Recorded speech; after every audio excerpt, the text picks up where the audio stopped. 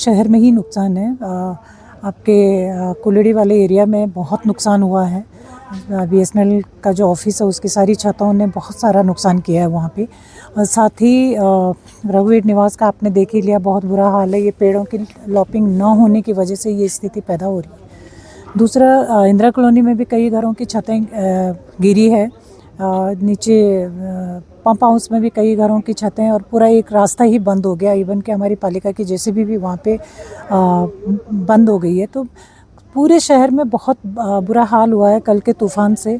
और मैंने सभी विभागों को निर्देशित भी किया है। सुबह से ही मैं लगी हूँ शहर में। विभिन्न अभी इंदिरा कॉलोनी गई थी, पंप हाउस गई थी, इधर कुलड़ी होते हुए घूम के आई हूँ और यहाँ पे आई हूँ अभी। तो मैं देख रही हूँ कि सब जगह बहुत बुरा हाल है, और सब जगह जितना नुकसान पेड़ों से हुआ है, पेड़ों की लॉपिंग न होने से हुआ है, और अधिकतर नुकसान यही है। और ज़्यादा नुकसान अगर दूसरे नंबर की हम बात करें तो जो पुरानी छतें हैं, पुरानी टीन्स हैं छतों पे, उनके उड़ने से भी हुआ है।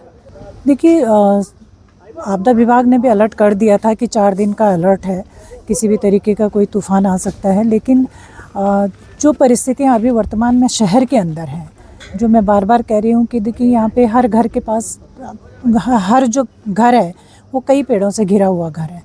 इसलिए बहुत ज़रूरी है कि जो हमारी जो लॉपिंग सिस्टम है कि समय समय पे लॉपिंग हो पेड़ों की।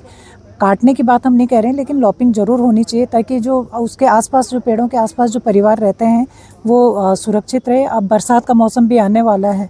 मेरा फॉरेस्ट डिपार्टमेंट से ये निवेदन रहेगा कि वो पूरे शहर में छंटनी करें पेड़ों की। जिन पेड़ों की लॉपिंग होनी है उनकी लॉपिंग करें।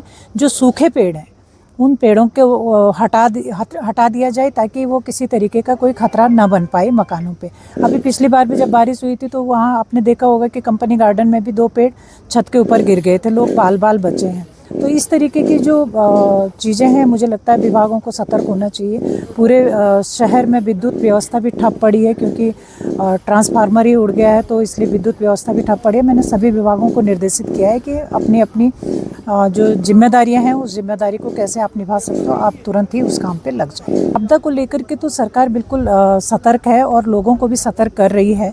और मैं आपके माध्यम से कहना चाहूँगी पूरे शहरवासियों को भी कि